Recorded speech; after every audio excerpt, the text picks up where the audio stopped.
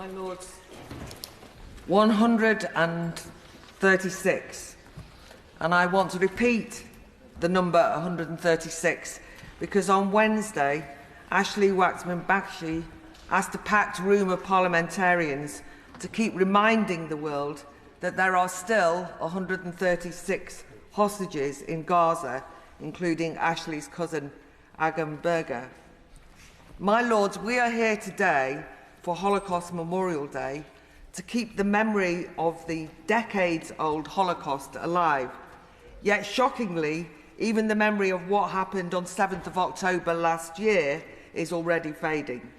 It's why so many of the powerful, moving, insightful speeches I've heard today, we've all heard today, really matter.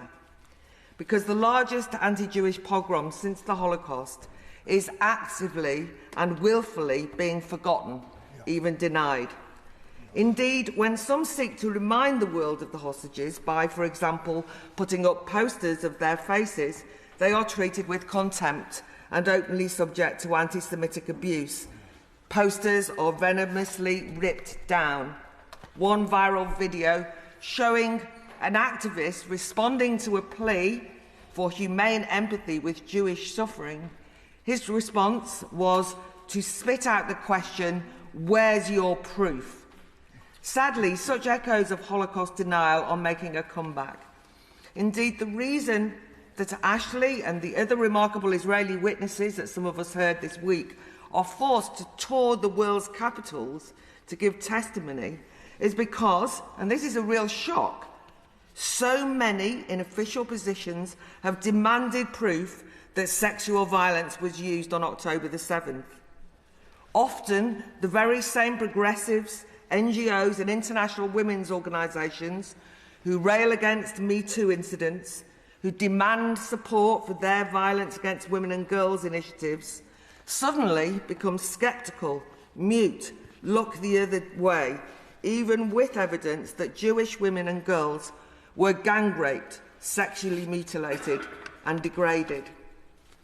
This casual mood of denial was revealed in that shocking recent Economist YouGov poll that showed that more than a fifth of young Americans agree the Holocaust is a myth, and many responded by saying they weren't sure if it was a myth. Until recently, Holocaust denial was a fringe affair, the racist preoccupation of explicit anti-Semites who called it a hoax, usually associated with the far right. But today, a more common form of Holocaust denial is to rip the Holocaust from its concrete and specific context and appropriate it for a range of nefarious ends. And this dilution of the meaning of the Holocaust is often espoused by well-intentioned social justice warriors. The Holocaust is anything but absent from political discourse. That's one irony. The Holocaust and its perpetrators, the Nazis, are now prolifically referenced, but I'm not sure that this constant go-to metaphor is that helpful. Social media is littered with people smearing their political opponents as Nazis. Newsweek headlined an article, "Just how similar is Donald Trump to Adolf Hitler?" And such an approach is commonplace. Policies people don't like are routinely denounced using Nazi analogies. The Rwanda plan has been compared by some campaigners to herding Jews onto cattle trucks destined for the camps. I've heard the Tories' voter ID scheme being compared to Gestapo checks. Everything from the Brexit vote to anti-ULEZ protests have recently been denounced as proof that society is descending into 1930s-style fascism. Some animal rights activists claim the meat industry is guilty of a holocaust of lambs, cows, chickens, and abortion fundamentalists brandish literature denouncing a holocaust of unborn babies. It's just that I worry when the Holocaust as a metaphor is so promiscuously and prolifically used that it will mean that we render the Holocaust mundane, inevitably relativising its gravity and uniqueness.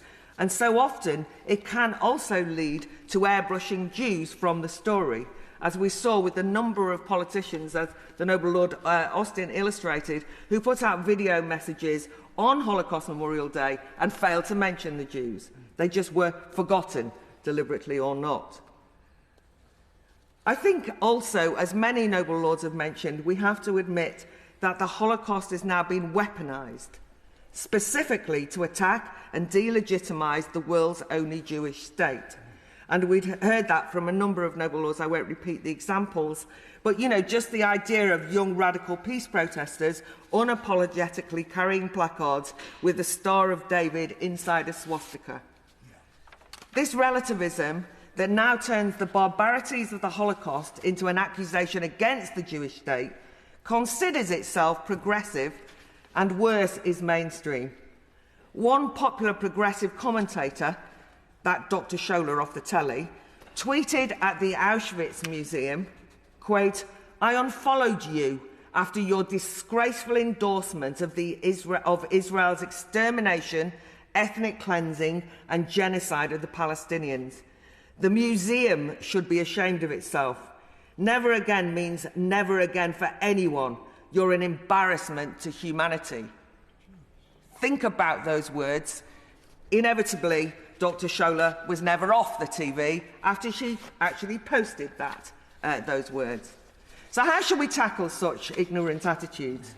For many, the answer is education. As a former teacher, this makes me nervous, as too many thorny questions are outsourced to schools and colleges. And anyway, I don't think it's that simple. After all, already the Holocaust is a compulsory part of the national curriculum and has been since 1991.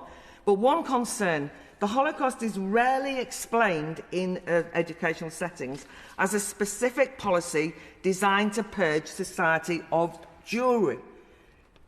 Pupils rarely grasp that this was the first and so far the only time in history that a state attempted to murder every single member of a people, the Jews.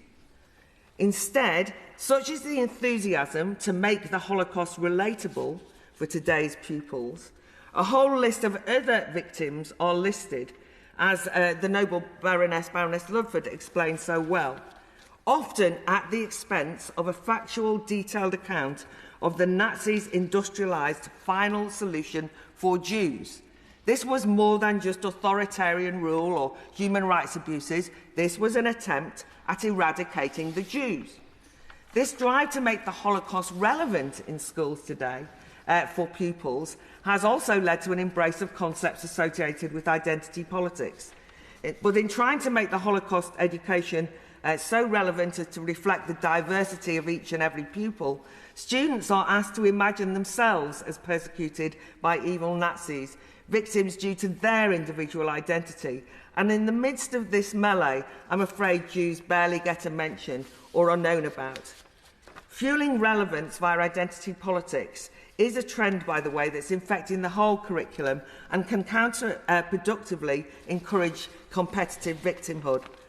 I remember in 2004 when a poll was carried out in 9 European countries by Ipsos that found that 35% thought the Jews should stop playing the role of Holocaust victims.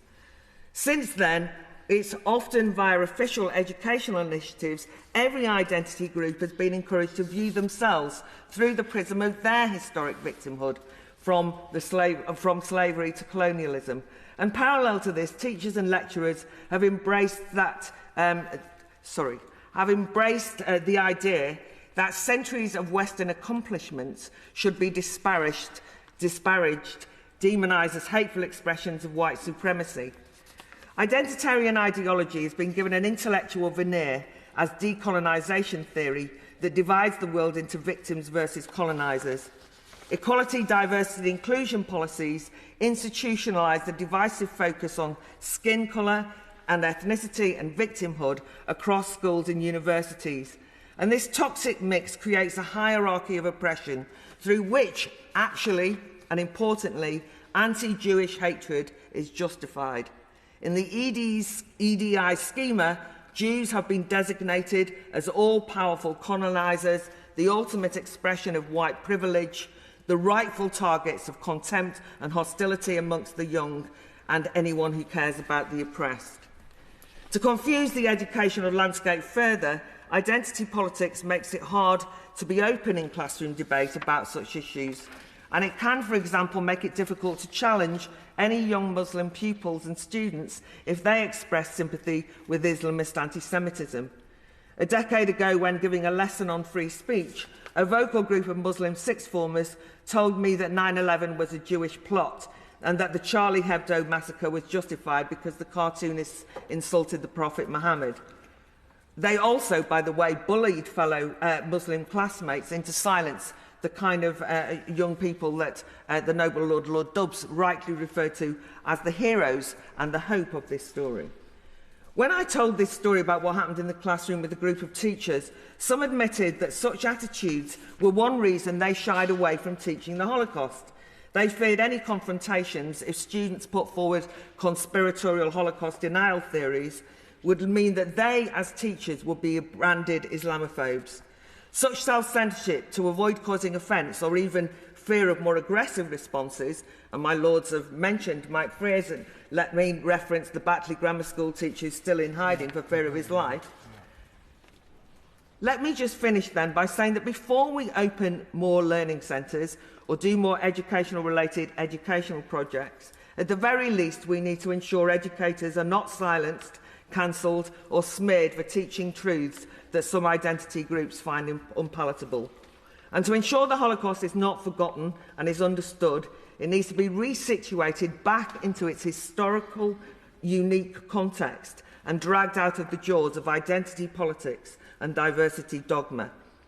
But for now, the greatest memorial to the Holocaust must surely be solidarity with Jewish people wherever and whenever they are being attacked, when they're being attacked because they're Jews. And I finish by repeating 136, 136. Let's shout it to the rafters until those 136 hostages are brought home, and then Holocaust Memorial Day will be more than a slogan. Yeah.